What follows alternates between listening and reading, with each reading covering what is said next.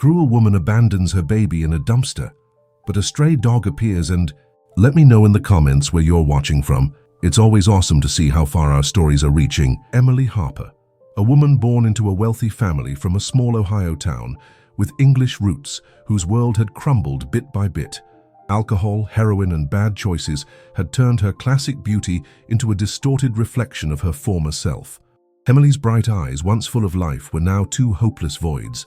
Her pale, still well-kept skin was a mask hiding guilt and despair. But she didn't cry. She didn't scream. She didn't tremble. In her arms, wrapped in old rags, she carried a newborn baby, just days old. His cheeks, pink from the cold, were already losing color. The baby didn't cry loudly, only let out a faint whimper, barely audible. His breath formed tiny puffs of vapor that vanished in the air, as if his life itself were fading with every second. Emily didn't look at him. She pressed her lips together and kept her eyes forward, as if avoiding his gaze could erase his existence.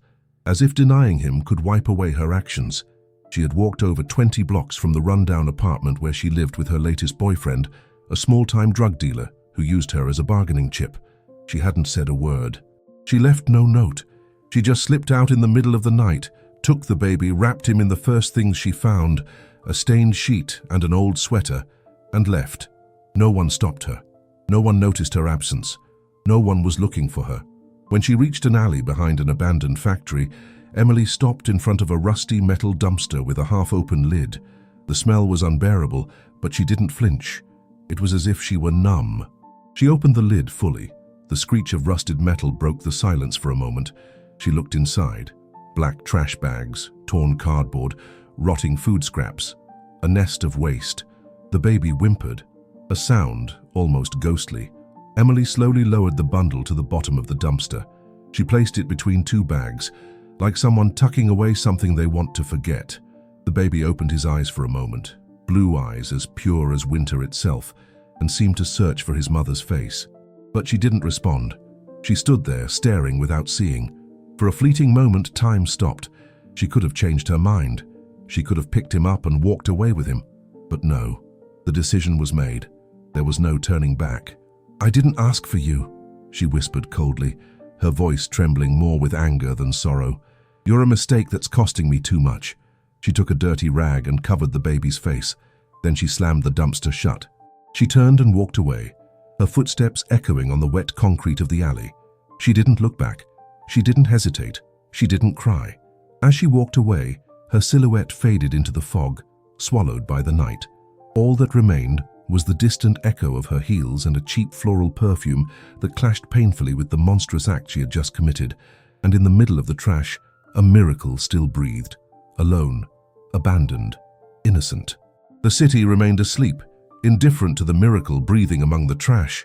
The wind grew colder, sweeping papers, dust and shadows. The old, neglected street lamps flickered as if about to go out. The alley was completely silent until a different sound broke through. Soft, uneven steps, almost imperceptible. From the other side of the alley, among the remains of an old mattress and a soaked cardboard box, a figure appeared. It was a dog, a German shepherd mix with long, tangled fur, covered in dirt and scars. Its body was thin, hungry, but its eyes held a special spark, a look of deep intelligence and wounded nobility. It was a street survivor. No one knew where it came from. It had no name, no owner. It was only known by its shadow slipping in and out of the city's corners without a fixed path. This dog, about 8 years old, had learned to read the language of abandonment. It sniffed out loneliness, tracked sadness like a hound of fate, and that night something stirred it. A new scent, something fragile, something that didn't belong in that place. It stopped in front of the dumpster. Its ears perked up. It took a few slow steps, sniffed the air. The stench of garbage was there, but so was something else. Something warm, faint, human. It approached cautiously, its paws leaving shaky prints in the alley's mud. It stood on its hind legs and pushed the dumpster lid with its snout.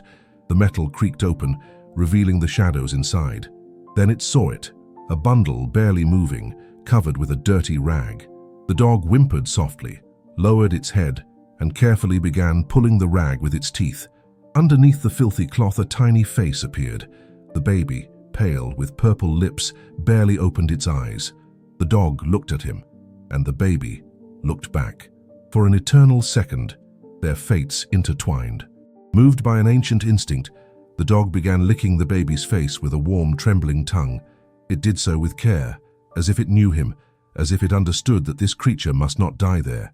Then it curled up beside the dumpster's edge, whimpering softly, shielding him from the wind, giving warmth with its own battered body. But something else awoke in it, an urgency, a duty. Staying wasn't enough. It had to act. It couldn't just keep him company.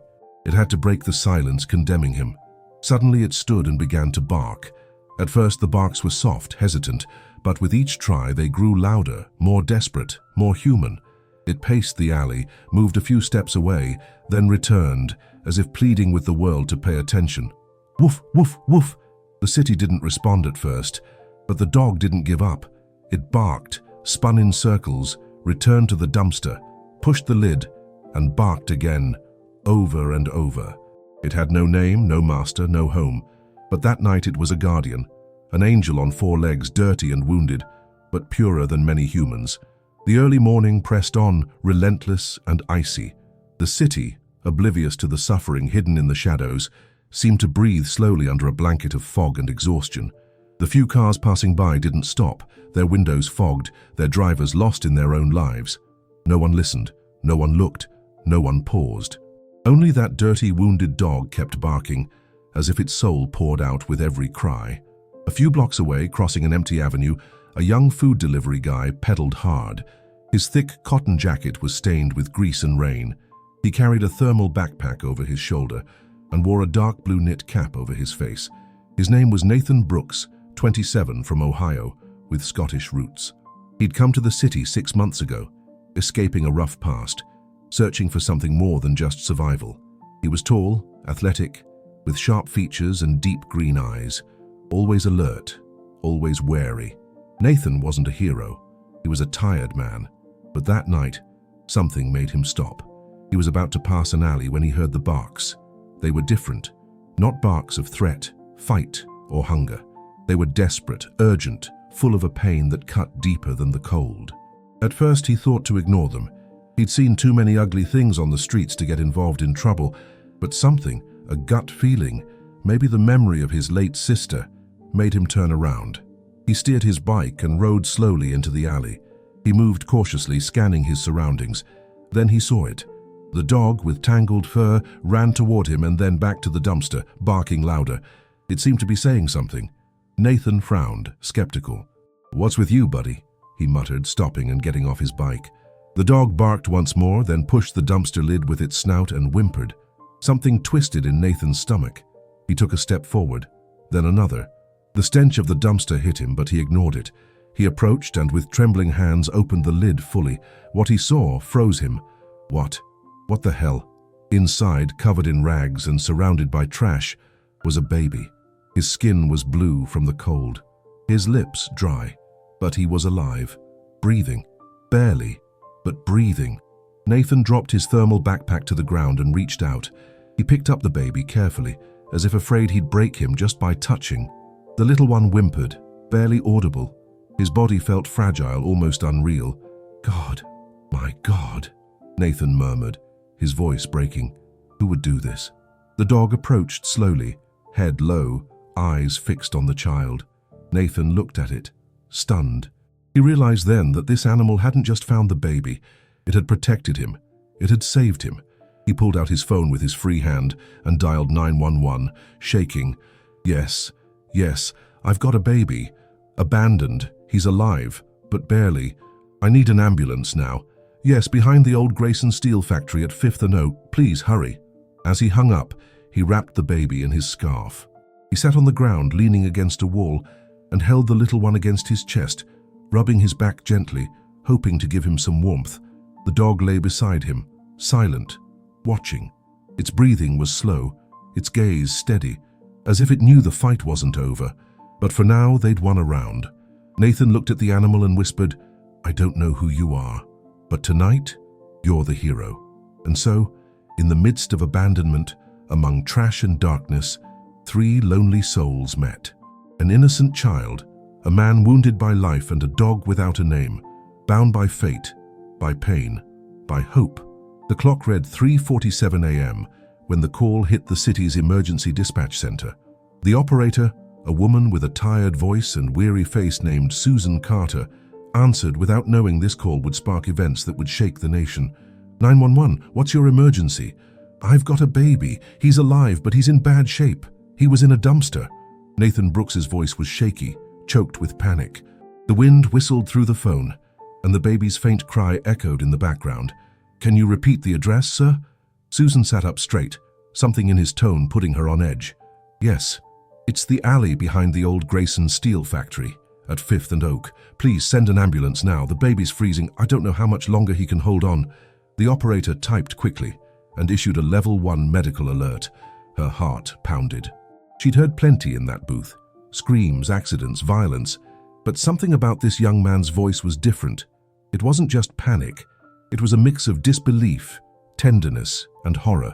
Meanwhile, the dispatch center mobilized an ambulance. The paramedic team consisted of Michael Hayes, a seasoned nurse nearing 50, and Rachel Foster, a gentle-faced emergency doctor, 31, from Minnesota, with sharp gray eyes and a determined look. Both knew they were about to face something unusual. Back in the alley, Nathan didn't move. He sat on the wet ground, holding the baby to his chest, while the dog stayed by his side, still but alert to every sound. The baby no longer whimpered. He breathed, but barely. His tiny eyes were closed, as if giving in to the silence. Nathan leaned close to his face. Hold on, okay? Just a little longer. Help's coming. Don't leave me now, not after all this. The ambulance lights pierced the alley's darkness minutes later. The siren had been turned off as they approached, out of respect for the unknown scene, but the spinning red lights cast flashes on the peeling walls and still figures. Michael and Rachel jumped out, running. Here, over here, Nathan shouted, raising one arm while the other cradled the baby. The paramedics stopped when they saw him. For a moment, they froze. The contrast was stark. A young man on the ground, dirty and shaking, a baby wrapped in a scarf, and beside them, a stray dog watching like part of the medical team. My God, Rachel muttered, kneeling beside Nathan. How long has he been exposed to the cold? Michael asked, opening the first aid kit. I don't know. I found him about 15 minutes ago. The dog led me to him. He was watching over him. Michael glanced at the dog. His clear eyes studied it, as if understanding. Rachel checked the baby's vitals carefully. He's weak, very weak, but alive. Let's stabilize him. Quickly, they wrapped the baby in a thermal blanket, placed a small oxygen mask on him, and loaded him into the ambulance. Nathan stood at the door, watching. His face was streaked with tears he hadn't noticed. Michael put a hand on his shoulder. Want to come with us? Nathan nodded. He looked at the dog, still at the ambulance's base, unmoving. Him too. The dog? Rachel asked. Yeah, he saved the kid. I'm not leaving him here. Michael, moved by the firmness in his voice, nodded. All right, let him come. And so, the baby, the young delivery guy, and the dog rode together in the ambulance. As the vehicle sped through empty streets toward the hospital, a new chapter was being written. One where life, even in its frailest form, had been defended by an unlikely pair of street souls, a lonely man and a dog with no name. The ambulance raced through the empty streets, its engine roaring like a desperate cry in the night. Inside, the white lights illuminated the tense, determined faces of the medical team. The baby, wrapped in thermal blankets, trembled weakly on a small stretcher, while Rachel Foster monitored his vitals with surgical precision. Her face, usually calm, was now tight with focus. She'd handled hundreds of emergencies, but never anything like this. Michael Hayes, the nurse, checked the baby's stats on a portable monitor, muttering under his breath. Body temperature's 33.2. We're losing him to hypothermia if we don't warm him up faster. Nathan Brooks, sitting nearby, couldn't take his eyes off the baby. His elbows rested on his knees, his hands shook, and his gaze stayed locked on the tiny being fighting for life.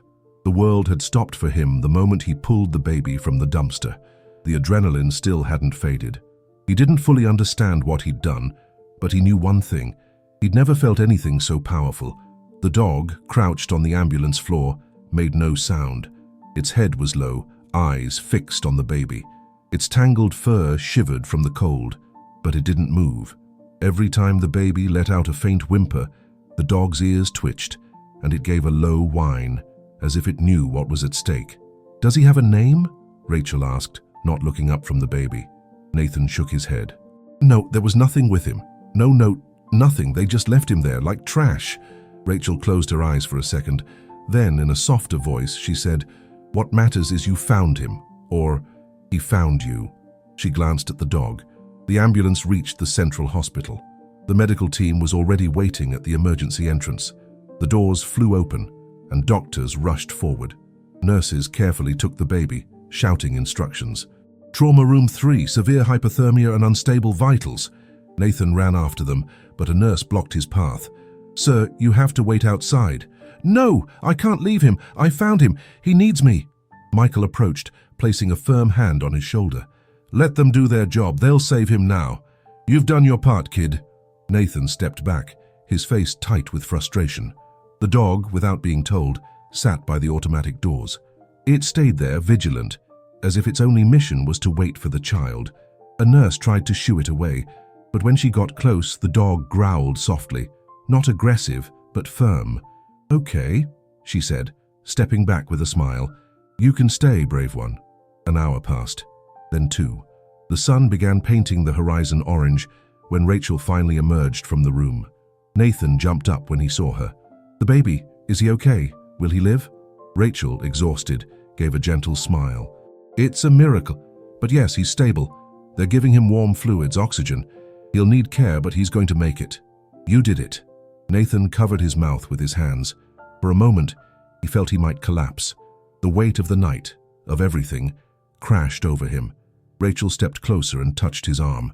"We're calling him Baby X for now, until the authorities give him an official name. Want to see him?" Nathan didn't hesitate. He walked with Rachel to the neonatal ward. There he saw the little one in an incubator, surrounded by wires and sensors, but breathing stronger. His tiny hands twitched slightly. Life was returning to him. "Hey, little guy," Nathan whispered, pressing his hand to the glass. "You made it." And behind them, the dog lay on the ward's floor, closing its eyes for the first time that night. It didn't need to bark anymore. Its mission was complete. It was nearly 7 in the morning when the story, like a spark in dry grass, began to blaze across the city.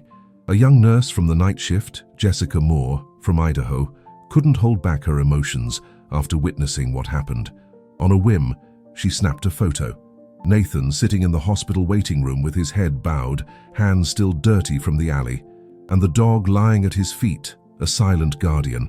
She posted it on her personal X account with a simple caption: "A baby abandoned, a stray dog that protected him, and a delivery guy who saved him. The city never sleeps, but there are still unsung heroes." Street miracle, nameless hero. Within an hour, the post went viral. Thousands shared the story. Some cried at their screens. Others offered rewards to find the dog. Some organized to send donations to the hospital. And others simply wrote words of hope, as if the story had touched something dormant in the city's collective soul.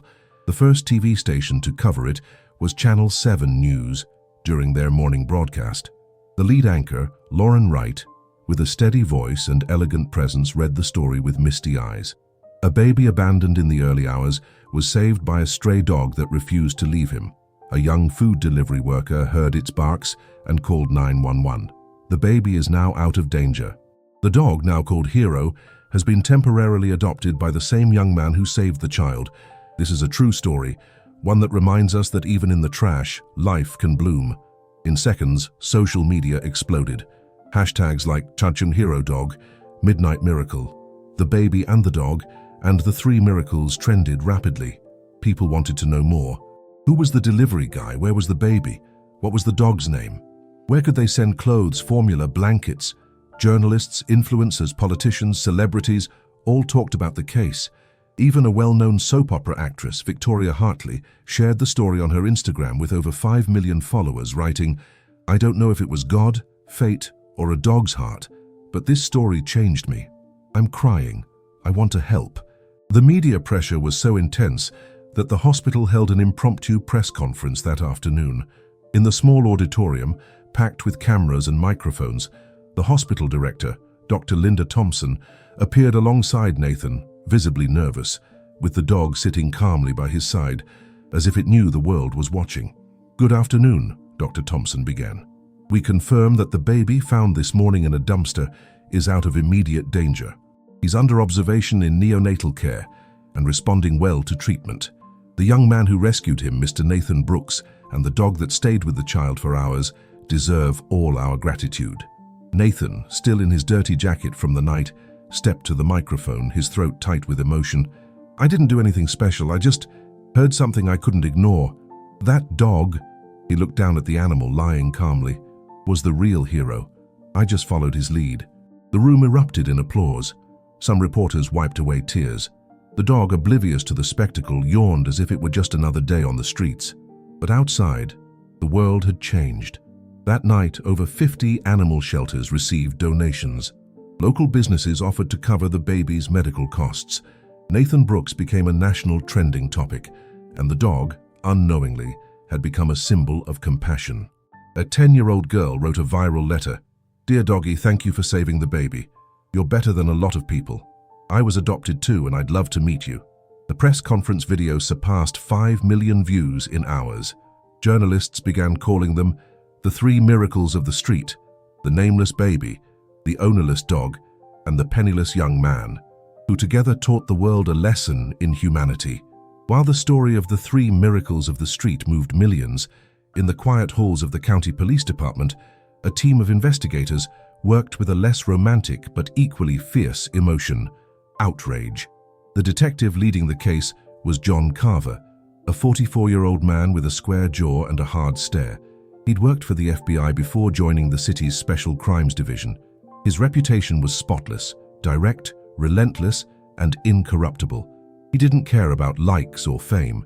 He cared about the truth, and someone had to pay for what was done to that baby. The police had obtained security camera footage near the alley. At 2:17 a.m., one camera clearly caught a woman in a grey coat, her face partially covered, walking quickly, carrying something in her arms. The video was blurry but enough to raise suspicion. Another camera, 2 blocks south, showed the same figure again, now clearer, revealing a thin white woman with blonde hair tied back and dark glasses. Carver paused the video, zooming in digitally. He studied it closely. "We need to run this face through facial recognition, now."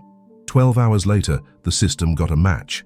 The face belonged to Emily Harper, 32, with a record for drug use, multiple arrests for public disturbance, and even a prior complaint for negligence at a rehab clinic. Carver pursed his lips. It didn't surprise him. They confirmed her last known address, a roach-infested old building in a nearly abandoned industrial area. Emily lived there with an older man, David Malone, 51, a small-time drug dealer arrested multiple times for possession and distribution. The police organized a raid that night. At 2:38 a.m., they broke down the apartment door with a warrant. The place was a mess: mattresses on the floor, dirty dishes, empty cans, the smell of damp and despair. Emily sat on the couch staring blankly, pupils dilated, her expression mixing resignation and disdain.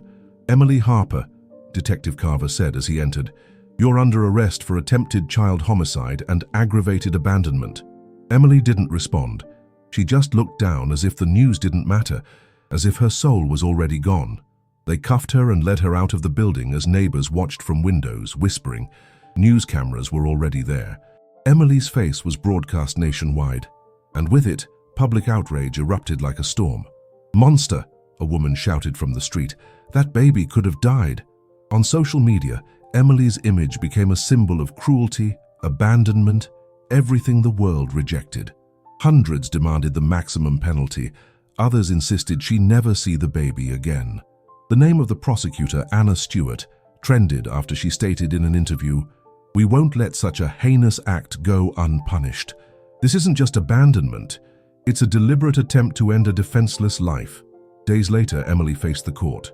She wore a beige prison jumpsuit, wrists cuffed, hair dirty, eyes empty. The courtroom was packed with reporters and citizens. Nathan, sitting in the back, watched silently. He didn't feel hate. He felt something worse: pity, because he understood that the woman who abandoned that baby was broken long before the act. The judge looked at her sternly. "The evidence is clear. You abandoned a newborn in conditions that endangered his life. You showed no remorse. You made no effort to undo the harm. This court finds you guilty of attempted homicide, child abandonment, and aggravated criminal negligence. The sentence was firm, 38 years in prison without parole. The city cheered the ruling. The media called it a model of firm, necessary justice. But deep in the prison system, in a grey, windowless cell, Emily Harper sat alone on her bunk, staring at a blank wall. No one visited her. No one asked about her. And in her silent nights, the only sound she heard was the echo of that faint cry, the one she once chose to ignore. Days passed since the sentencing. The city slowly returned to its routine, but something had shifted. In coffee shops, supermarkets, subway stations, people talked, not about sports, weather, or politics. They talked about the baby, the dog, the delivery guy. They talked about Nathan Brooks and the little boy who still had no official name. Inside the hospital, the mood was different. The neonatal ward had become a place of hope. Doctors, nurses, even janitors stopped by the incubator's cubicle to see the baby who'd beaten death. Many left teddy bears, handmade blankets, letters written by kids across the country. The baby, who arrived without a name or story, was now known to all as Liam. The name came almost by accident when a nurse whispered to him, "You're Liam because you survived like a warrior." And the name stuck. Nathan visited Liam every day. He sat by the glass, talked to him, sang songs he remembered from his childhood, told him about the world outside. There was no legal bond tying him to this child, but his heart was already fully bound to him. The hospital, overwhelmed by public interest and a flood of donations, contacted Child Protective Services. Liam's case needed a legal resolution. He needed a family, a home. But every time social workers mentioned adoption, Nathan tensed up. One afternoon, as Nathan played with Liam through the glass, Dr. Linda Thompson approached him. "Nathan," she said gently, "have you thought about what you want to do?" He didn't answer right away. Then he looked down and sighed deeply. "Yeah, I've thought about it every day. I know I'm not a dad. I don't have money, no degree. I deliver food and live in a rented room. But if you ask me if I love that kid, if I'm willing to do anything for him, the answer's yes. I don't know if I'm enough, but I know I can't let him go." The doctor studied him for a moment, then smiled. Sometimes parents are born from the heart, not from blood. That same day, Nathan formally requested to start the adoption process. The authorities were skeptical at first. They required psychological evaluations, financial checks, letters of recommendation, but something remarkable happened. A wave of spontaneous public support surrounded him. Hospital staff, neighbors, even strangers who'd followed the story offered to vouch for him. In less than 3 weeks, moved by the public backing and the clear bond between Nathan and the child, a family court judge made his ruling. "I grant Nathan Brooks temporary custody of Liam with intent for full adoption. This child deserves a family, and it seems he already has one." Nathan couldn't hold back tears. He lifted Liam, now out of the incubator, wrapped in a sky-blue blanket with his name embroidered. The boy smiled, a faint, fragile smile, but real, and the dog, true to its nature, was there too. At the courthouse entrance, it sat beside them, watching as if it knew something sacred had happened. That's when Nathan looked at it fondly. "You need a name too, don't you?" The dog wagged its tail. "You're gonna be Scout, because you gave me my chance and now we've got another." That day, the press captured the image that landed on newspaper and magazine covers nationwide. Nathan, holding Liam in his arms, with Scout at his side. An unlikely family, an impossible story. A new hope born from abandonment. 6 months had passed since that freezing night when it all began. The city, as always, carried on with its chaos, noise, and indifferent routine. But in a small neighborhood on the north side, where trees were turning green with spring's arrival, something different thrived. In a modest white house with flower boxes, 3 beings who defied fate with love and courage lived. Nathan Brooks had quit his delivery job. With help from community scholarships and anonymous donations sparked by the case's fame, he'd started studying nursing at night at a local college. By day, he cared for Liam like a devoted father, building routines of love, care, and safety he never imagined he could offer. Little Liam was no longer the fragile baby found among trash bags. He was a bright, curious child with intensely blue eyes and an irresistible, shy smile. He took his first steps between furniture, said simple words, and laughed every time he saw Scout, the dog who never strayed far from his side. Scout had become a living legend. Volunteer vets had treated, vaccinated, and fed him. The fur that was once dull and matted now shone brightly, and his eyes kept that noble, timeless look. Whenever Liam cried, Scout appeared. Whenever Nathan left, Scout waited at the door until he returned. They were a pack, a family. The story hadn't been forgotten. In fact, something special was about to happen that day. At Liberty Square, the city council held a public ceremony. They'd opened a new small park with playgrounds, a central fountain and a bronze sculpture. Families gathered early, TV cameras waited, and reporters from across the country set up microphones by the stage. At 11 Duan sharp, the mayor, Robert Ellis, a sturdy 58-year-old with a neatly trimmed beard and a calm voice, took the podium. He spoke with solemnity. Today, we celebrate life. We honor those who, with their actions, reminded this city that kindness still exists even in the darkest nights. He turned to the newly unveiled sculpture, a bronze figure of a stray dog sitting tall, head high, chest proud. Beside it, a small child with arms outstretched, and behind them a young man shielding them with open arms. At the base, a simple inscription, "The Three Miracles of the Street." Tell me in the comments, on a scale of 1 to 10, how would you rate this story so far? Your opinion means a lot to me. Because love doesn't need blood to be family. The crowd burst into applause. Nathan, with Liam in his arms, stepped onto the stage with Scout trotting beside him, wearing a blue bandana with his name embroidered. Photographers didn't stop snapping, but Nathan didn't look at the cameras. He looked at his son. "Thank you," he said, his voice shaky, addressing the crowd. "I don't know how we deserved this, but I do know that everyone here has a chance to be the change they want to see.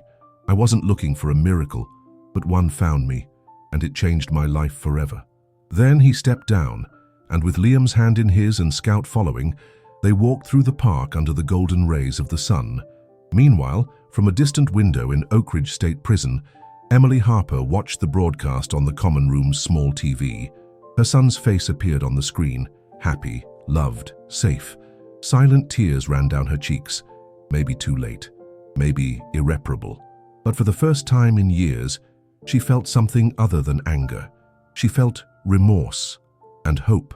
Oak Ridge State Prison sat in the middle of a dry, desolate plot, surrounded by cracked earth and high walls topped with barbed wire. The air there moved to a different rhythm, one that didn't follow the outside world's pace. It was a place where time didn't heal, it only punished. In the women's wing, Cell 23 housed Emily Harper, now known as Inmate 4057. She wore a wrinkled beige uniform, her faded blonde hair tied in a messy bun, and her eyes, they were no longer cold, no longer empty. Something in them had changed since the day she saw her son on TV with that man and that dog. She didn't talk to anyone. She stayed out of fights. She spent most of her time in the prison's small library, reading self-help books, psychology, religion. She wrote letters she never sent, drew sketches of a baby she'd only known for minutes. Some guards said she was losing her mind. Others believed she was finally finding her soul. That morning, like every Friday, Emily sat in the common room. The TV came on. It was the local news.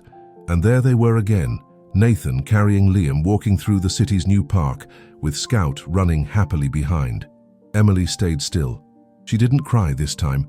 She just placed a hand on her chest, as if her heart was trying to break free from the bars. A young inmate, Sophie Klein, a blonde with a European accent serving time for armed robbery, sat beside her and watched quietly. "That's your son, isn't it?" Emily nodded, eyes fixed on the screen. "He looks happy," Sophie said with a mix of awe and warmth. "And he's alive," Emily replied, barely above a whisper. "Despite me." Sophie looked at her, curious. "Do you regret it?" Emily closed her eyes. She didn't answer right away. Finally she murmured, "Every day, but not for being here. I'm where I belong. I regret not being able to love him, not being strong when he needed me most." She stood slowly and walked to her cell. There on her small metal table was a carefully folded sheet of paper, a letter. She'd written it 100 times and torn it up 100 times, but this time she didn't. She took an envelope, sealed the letter inside, and wrote in shaky handwriting on the front, "For Liam when you're older, if you ever want to know." She left it on the table and lay on her bunk. She stared at the stained concrete ceiling and sighed deeply. In her mind, for the first time, it wasn't the dumpster. Not the night, not the cries. It was the image of a boy laughing with a dog by his side, and a man who held him with his soul. There was no public redemption, no immediate forgiveness, but in the solitude of a silent cell, a fallen mother was beginning to rise. Without cameras, without applause, just with the truth. 2 years had passed since that freezing dawn that forever marked a city's heart. Time had moved on, with its seasons, new mayors, new tragedies on the news, but one story kept beating like a whisper hidden in the cracks of the concrete. In the same White House in the North County, the windows were now decorated with children's drawings. Flower boxes hung from the porch, and in the small garden a blond boy with blue eyes ran among soap bubbles, while a golden-furred dog chased him with boundless joy. Liam, just 3 years old, already spoke clearly. His laugh was contagious. Whenever someone asked about his family, he answered proudly, "My dad's name is Nathan, and my best friend is Scout." Nathan, now a certified nurse, worked at the hospital where it all began. He was loved by colleagues, admired by patients, but the most important thing wasn't the shifts or quiet applause. It was coming home to see Liam run into his arms, reading him bedtime stories, seeing Scout lying at the foot of the bed, guarding his sleep. The story of the 3 miracles had been turned into a children's book. Schools nationwide used it to teach empathy, courage, and second chances. The park with the sculpture still drew visitors from across the country. Some left flowers, others left drawings of kids hugging dogs. Everyone left with a softer heart. At Oak Ridge State Prison, Emily Harper continued serving her sentence. She never sought a reduced sentence, never appealed. But she became a volunteer in the women's literacy program, teaching others to read. Others who, like her, had once lost their way with no return. She had sent the letter, not to Liam directly, but to Nathan. With it, a single line. "I don't ask for forgiveness. I just want him to know it hurt me, and it will hurt me for the rest of my life." Nathan read it once. He cried silently. Then he stored the letter in a box, alongside the scarf he'd wrapped Liam in that night. He felt no hate, just the certainty that the love he'd built with this child was bigger than any wound. In the fall of the 3rd year, Liam started kindergarten. On his first day, he wore a red backpack, a handmade sweater, and a medallion with a carved dog. Nathan walked him to the school door, knelt down, fixed his hair, and said, "Never forget you're a miracle, and you were always loved." Liam smiled, hugged Scout, and walked into school. The world moved on. New stories were born. But this one became eternal, because in the cold streets of an indifferent city, 3 lonely souls found each other, and together they proved that love is the greatest chance for redemption a human can have. Thank you so much for sticking with this story until the end. If you enjoyed it, please give it a like and subscribe to the channel. It helps us a ton and motivates us to keep bringing new stories every week. And since you're here, take a moment to check out another one of our stories that's popping up on your screen. Big hug and see you next time. Stay well.